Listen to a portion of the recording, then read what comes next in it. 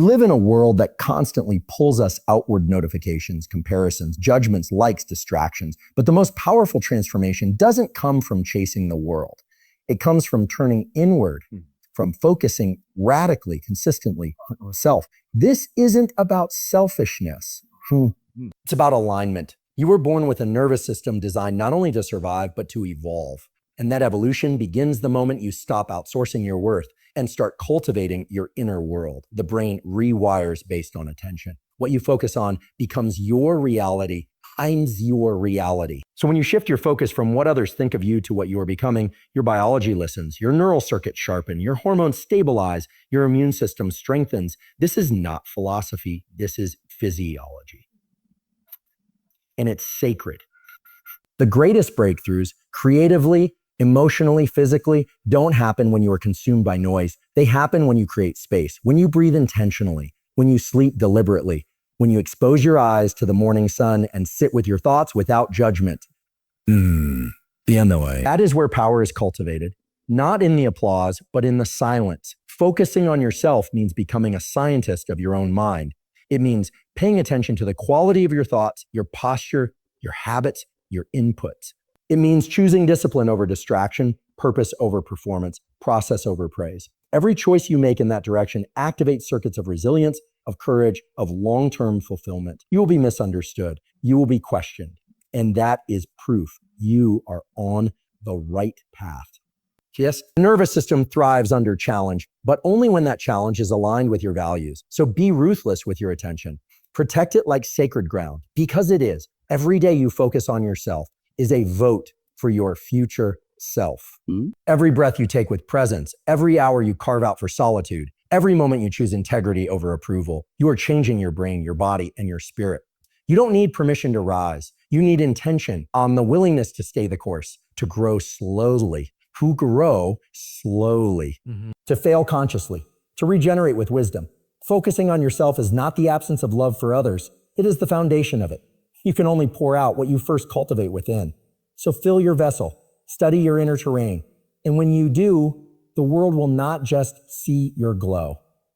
It will feel your frequency. Neuroplasticity, the brain's ability to rewire itself in response to experience, is one of the most profound and empowering discoveries in modern neuroscience. But this process is not passive. The brain doesn't change just because time passes or because information is consumed. It changes when there is focused effort. When you bring intention and attention together, the architecture of the brain begins to shift in real time. Neurons that fire together wire together, but they only do so consistently when there's repeated, deliberate activation. In other words, the brain changes when you choose to show up with effort and presence. When you engage in any practice, be it learning a new skill, managing your emotions, or transforming your habits, what determines success is not talent or even how much time you spend. It's how focused your effort is during that time. Studies show that even brief periods of concentrated attention create far more significant neural change than hours of distracted or passive repetition. The reason lies in how our neuromodulators like acetylcholine and dopamine work. Acetylcholine enhances the brain's ability to spotlight what's important, essentially tagging certain neural connections for long-term strengthening. But this only happens when you are genuinely engaged. When your mind wanders, that neurochemical signal weakens. No tagging, no long-term wiring. That's saying effort, especially the kind that stretches your limits, activates not just neural networks involved in the task, but also circuits involved in alertness, reward, and memory consolidation. The brain starts to prioritize what you are doing. And this prioritization is what turns short-term effort into long-term change. Neuroplasticity isn't about comfort. It thrives in the zone where challenge meets capability, where you're not overwhelmed, but you're not coasting either. That edge, at precise zone of discomfort, is the sweet spot where plasticity accelerates. Moreover, it's not just about the brain regions involved in motor skills or learning new facts. Focused effort impacts deeper and more foundational systems. It strengthens the prefrontal cortex, the part of the brain responsible for decision-making, self-control, and planning. When you train yourself to sustain focus, especially during difficult tasks, you're not just getting better at those tasks. You're training your brain to manage its own state.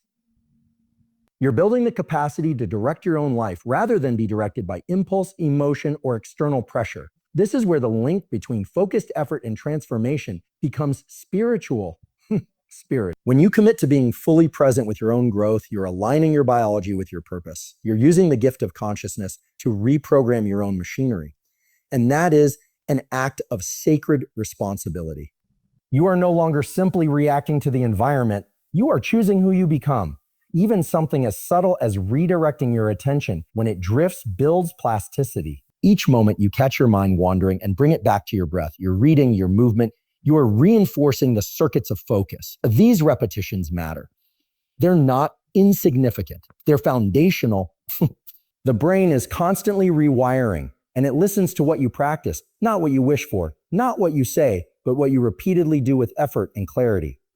In a world saturated with distraction, the ability to focus is a form of self-possession. It is a declaration that your mind is your own, that you can choose where to direct your life force. Neuroplasticity then becomes more than a biological phenomenon. It becomes a path to liberation. Every act of focused effort is not just shaping your brain, it's shaping your destiny. Self-regulation is a superpower because it is the ability to consciously direct your internal state, regardless of the chaos or comfort of your external environment. It's the neurological foundation for choice. Without self-regulation, we live at the mercy of impulse, emotion, and distraction. With it, we reclaim authorship over our behavior, our reactions, and ultimately our outcomes. At the core of self-regulation is the prefrontal cortex, the part of the brain responsible for executive function, planning, and impulse control. It communicates with deeper brain structures like the amygdala, which governs fear and emotional reactivity, and the hypothalamus, which regulates stress responses. When the prefrontal cortex is engaged and trained, it acts like a wise guide, helping us pause between stimulus and response. That pause is where transformation happens. The ability to pause, reflect, and choose intentionally instead of reacting reflexively is not just a soft skill. It's a biological process rooted in disciplined practice. One of the most powerful tools to build self-regulation is breath. Slow, deliberate breathing, particularly exhalation-focused patterns, engages the parasympathetic nervous system, which calms the body and sends a signal to the brain that you are safe. This physiological safety creates space for the prefrontal cortex to come online and make grounded decisions. It's not just about calming down, it's about re-entering a state where higher order thinking becomes accessible. In moments of anger, stress, or fear, if you can regulate your breath, you change your state. You shift from being reactive to being responsive. And sleep also plays a crucial role in self-regulation. When you are sleep deprived, the communication between the prefrontal cortex and limbic system breaks down. You become more emotionally volatile, more impulsive, and less capable of resisting short-term temptations.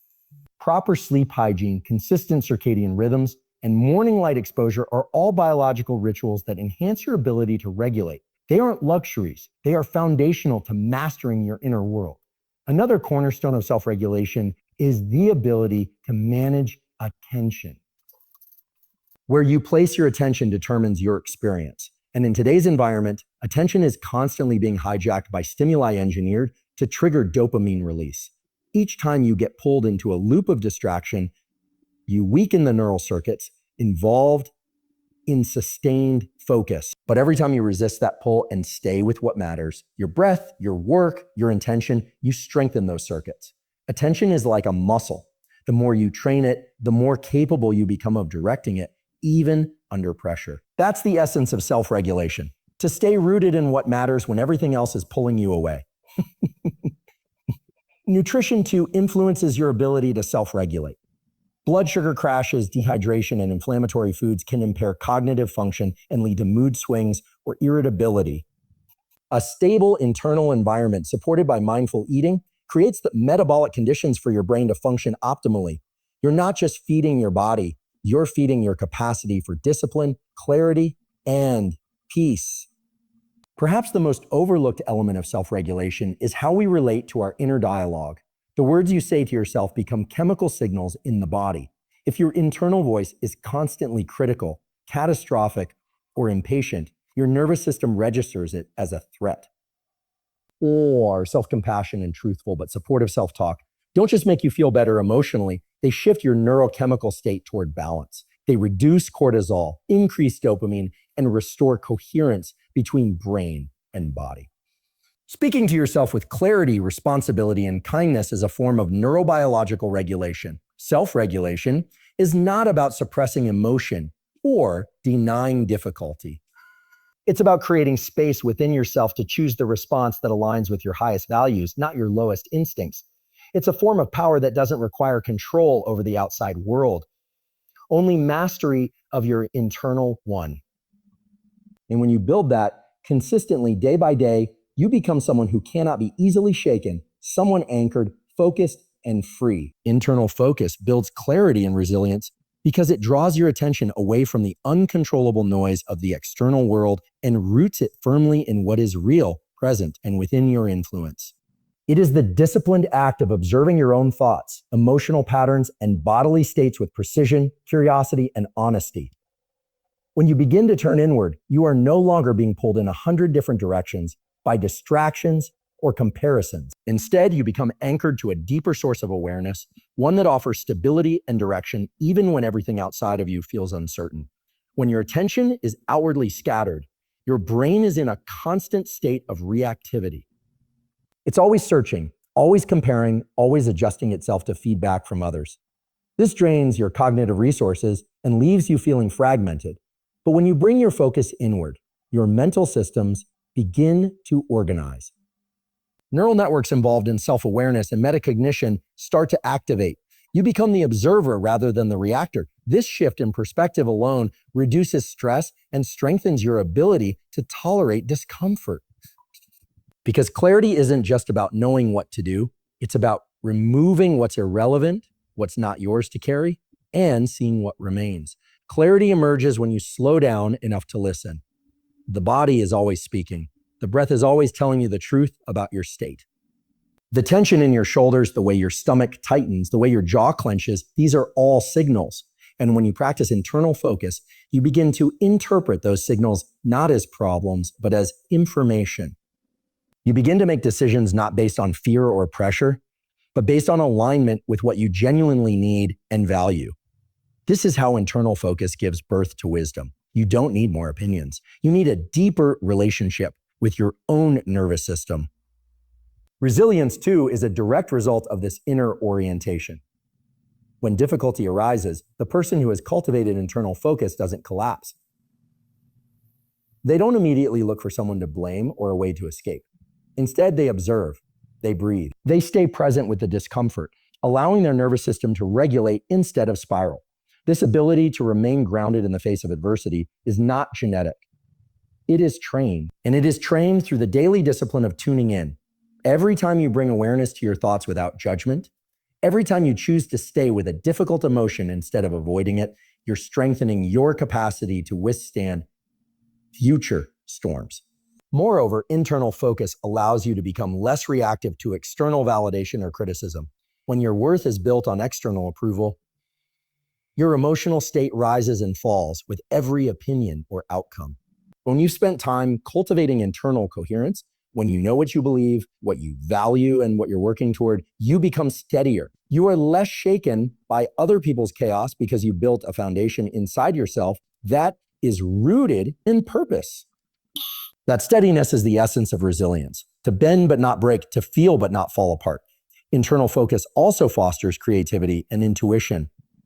When the mind is calm and attuned inward, patterns emerge, insights appear. Solutions arise that are not forced but discovered. This is not mysticism. It's neurobiology. The default mode network, a brain system active during rest and introspection, becomes more integrated with systems of attention and memory. This integration allows you to draw from deeper wells of understanding, not just intellect. In a world that rewards speed and noise, the power to turn inward is a radical act. But it is within this quiet, sustained attention that your next evolution begins. The more you train yourself to focus internally, not as escape, but as inquiry, the more clearly you see and the more resilient you become. Not because the world gets easier, but because you've met yourself deeply enough to move through it with strength, purpose, and peace. You are biologically wired for self-mastery because every part of your nervous system, from the deep brainstem to the highest cortical regions, is designed to monitor, adapt, and improve your internal state in response to your experiences. Self-mastery isn't something reserved for a select few with exceptional discipline or talent. It is your natural state, accessible through the intentional use of the systems already embedded within you. Your brain and body were built to evolve. They are constantly listening, learning, and reshaping themselves based on what you do repeatedly and where you place your attention. At the heart of this capacity lies neuroplasticity, the brain's ability to rewire itself. Every thought you reinforce, every habit you repeat, and every emotion you regulate is a signal to the brain that says, you build more of this. Neurons fire, synapses strengthen, and new connections form. This is not a one-time event. It's a continuous process, and the implications are profound. It means you are never fixed, never stuck. The biology of your brain does not hold you back from change. It invites it, but it requires intentional action. If you direct your life unconsciously, your biology adapts to chaos. If you direct it consciously, your biology adapts to order, focus, and growth. You also possess built-in tools to regulate your internal state in real time. The autonomic nervous system, which governs your stress and relaxation responses, is not entirely automatic. Through simple mechanisms like the breath, posture, and even self-directed attention, you can influence whether your body is in a state of panic or presence. A long exhale, for example, engages the vagus nerve and signals your system to downshift into a parasympathetic state. That single biological shift cascades into mental clarity, emotional balance, and a greater ability to respond with intention. This is mastery on a physiological level. Your hormonal system supports this design as well. Dopamine, often misunderstood as a reward chemical, is more accurately the molecule of motivation. It doesn't just make you feel good after achieving a goal, it energizes you toward effort. It's released in anticipation of challenge, especially when you believe in the outcome. The more you align your actions with intrinsic purpose rather than external validation, the more sustainable your dopamine response becomes. This means your own biology is teaching you to pursue meaning over performance, depth over distraction. Even your failures and stress responses are opportunities for self-mastery. The stress hormone cortisol, while often demonized, plays a key role in energy mobilization and focus. It sharpens attention during challenge. But chronic, mismanaged stress leads to breakdown. This is where emotional regulation becomes essential. You are wired not just to feel deeply, but to navigate those feelings with awareness. The insula and anterior cingulate cortex, areas of the brain associated with internal awareness and error detection, activate when you reflect, learn, and self-correct. These regions grow stronger with mindfulness, breath work, journaling, or any practice that brings conscious awareness to your inner life. Your biology is literally enhanced by your efforts to observe and evolve. Sleep, too, plays a pivotal role in self-mastery. During sleep, especially deep sleep, your brain consolidates memories, removes metabolic waste, and prepares for the next day's learning and challenges. It resets your ability to regulate mood, attention, and physical energy. Consistent, high-quality sleep isn't just about rest. It's a biological rehearsal space for growth and integration. If you neglect it, mastery becomes harder not because you lack willpower, but because your biology is working against your highest function. The truth is, you are not a passive observer of your life. Your nervous system is not some fixed structure you're stuck with. It is a dynamic, living system responding to every intentional act, every choice you make. How you breathe, sleep, move, think, and focus sends a signal to your body. Adapt. And it will. Because you are wired not just to survive, but to shape yourself consciously, continuously, and with purpose. This is your biology, and this is your birthright. External validation is a neurochemical trap because it hijacks your brain's reward system, training you to depend on others' approval to feel worthy, successful, or seen. It creates short bursts of dopamine, the neurotransmitter associated with motivation and pleasure, each time you receive a like, a compliment, or recognition. But the problem lies in how fleeting and unpredictable this reward becomes. When your sense of self is built on external approval, you become addicted to the chase rather than grounded in your own values.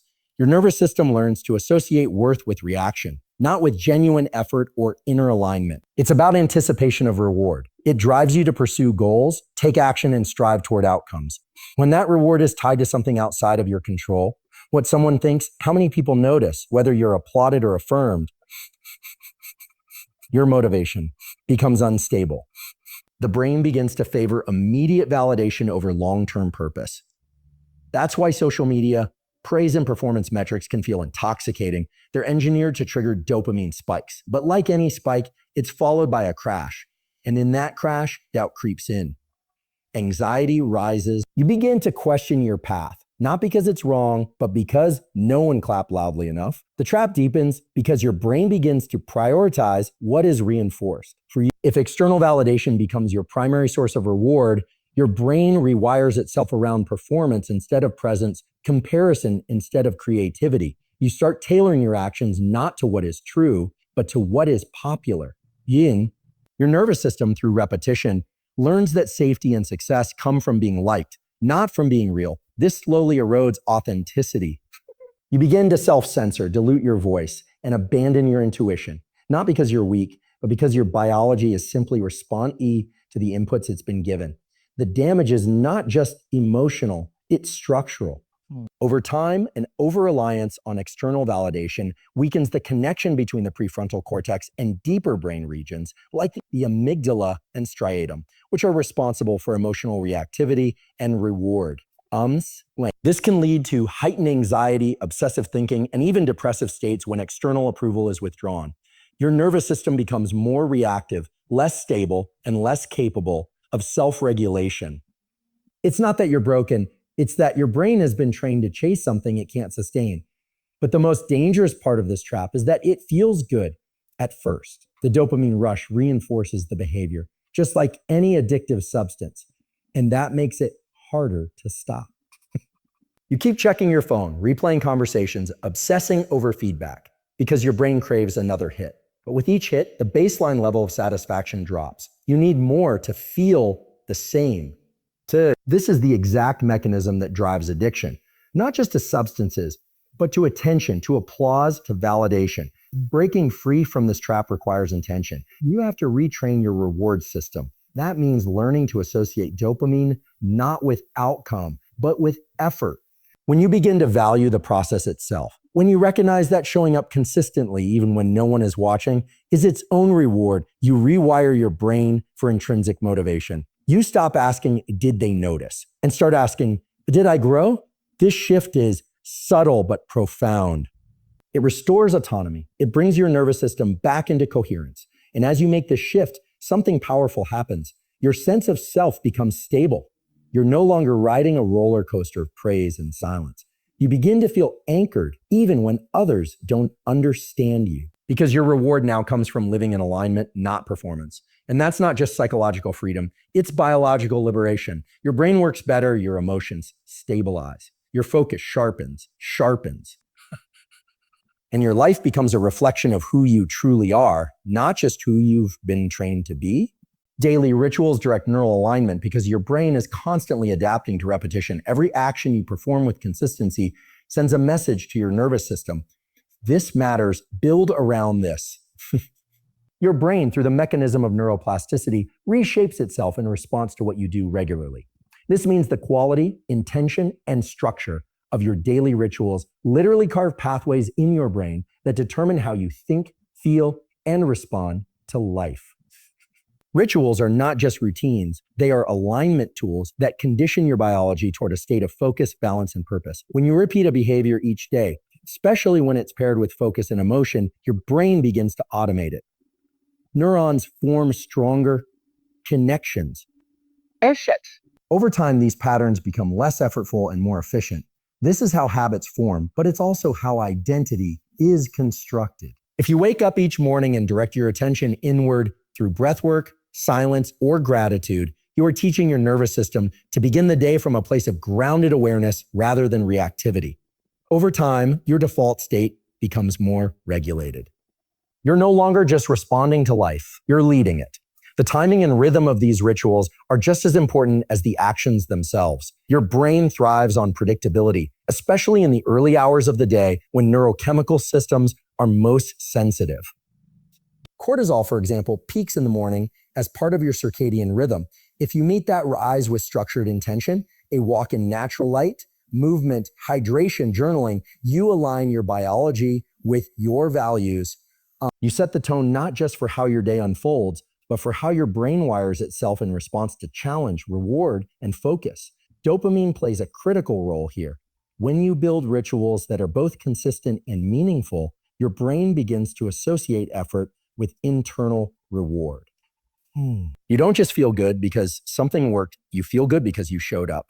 That distinction is crucial. It moves your source of motivation from external outcomes to internal alignment in mind.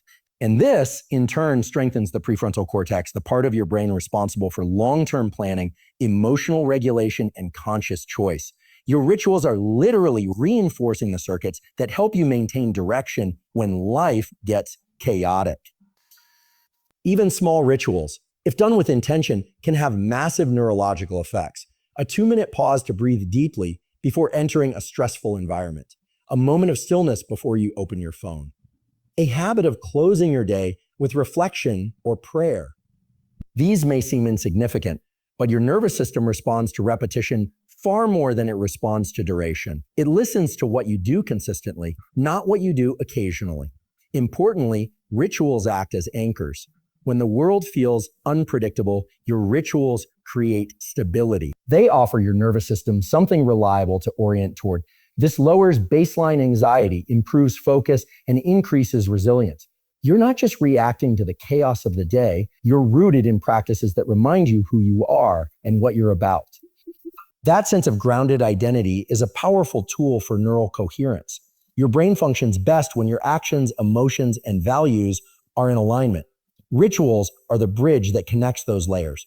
What you repeat becomes what you embody. Daily rituals are not just about productivity or discipline. They are about becoming. They align the wiring of your brain with the truth of your intentions. They remove the guesswork from growth by creating reliable cues for presence and purpose. And over time, these neural patterns solidify. You start to think with greater clarity, act with more confidence, and live with deeper integrity, not because you're trying harder, but because you've trained your brain to support who you're becoming. Stillness is not weakness. It is integration, a process through which the nervous system assimilates experience, refines perception, and restores coherence across mind and body. In a world addicted to speed, noise, and constant motion, stillness can appear passive, even fragile. But biologically and neurologically, the opposite is true. Stillness is an active, dynamic state in which the brain processes, recalibrates, and prepares you for intelligent action. It is in stillness that your inner world is revealed, organized, and made whole. When you are constantly in motion, physically, mentally, emotionally, you are often operating from a stress-driven state. The sympathetic nervous system, which governs fight or flight responses, keeps your body ready for immediate reaction, but at the cost of clarity, creativity, and long-term regulation. In this state, your attention narrows, your breath becomes shallow, and your decisions are reactive rather than intentional. Stillness interrupts this cycle. When you enter stillness, whether through breath, silence, or simply pausing between moments, you activate the parasympathetic nervous system, the part responsible for rest, digestion, and repair. This shift is not about shutting down. It's about recalibrating. It's about allowing the deeper layers of cognition, intuition, and integration to emerge. Neurologically, stillness allows the default mode network of the brain to activate. This network is associated with introspection, memory consolidation, and self-awareness. When you're not distracted by external tasks or demands, your brain begins to process what you've seen, felt, and learned. It weaves threads of meaning through your experiences. It reconciles contradiction. It forms insight. This is why some of your most profound realizations don't come while you're pushing for answers. They come in the quiet afterward. In stillness, you don't just receive information, you metabolize it. Stillness also fosters neurochemical balance. Cortisol levels decrease. Heart rate variability improves, a marker of resilience and adaptability. The brain releases neurotransmitters like serotonin and GABA, which promote calm and contentment. But beyond relaxation, this biochemical shift supports learning and memory. It allows your system to record lessons, reframe challenges, and store them in a way that doesn't keep you in survival mode. You are not escaping life in stillness, you are integrating it. You are giving your biology space to recover, rewire, and realign with your deeper values. Integration means that your mind and body are no longer fragmented. You're not simply collecting experiences or knowledge, you're embodying it. This requires space. It requires stillness. When you give yourself time without stimulation or urgency, your inner systems sync up. Thoughts settle into clarity. Emotions find their shape. Physical tension dissolves. And from this unified internal environment, you can move forward with greater wisdom, not just speed. Stillness also strengthens the prefrontal cortex, the brain region responsible for executive function and long-term thinking.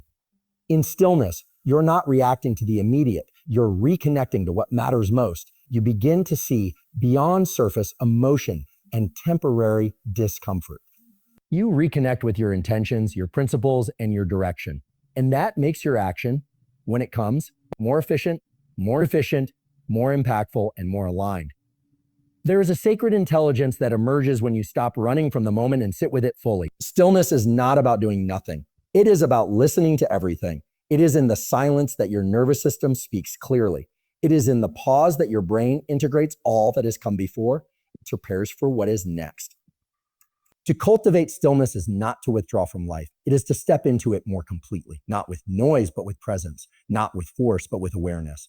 And in this state, what appears from the outside as still is, on the inside, a symphony of alignment, healing, and transformation. It is here that true power is restored, not in the rush, but in the return. Let this truth settle deeply within you. Your transformation will not come from chasing more, doing louder, or proving faster.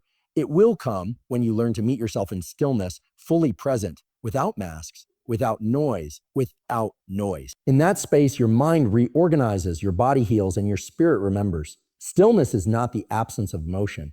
It is the presence of mastery. It is where your scattered pieces become whole, where your wisdom sharpens, and where your true power begins to move, not reactively, but with intention. So the next time the world demands your urgency, return to your center, sit with yourself, breathe, listen. Because stillness is not a pause in your growth, it is the doorway to it.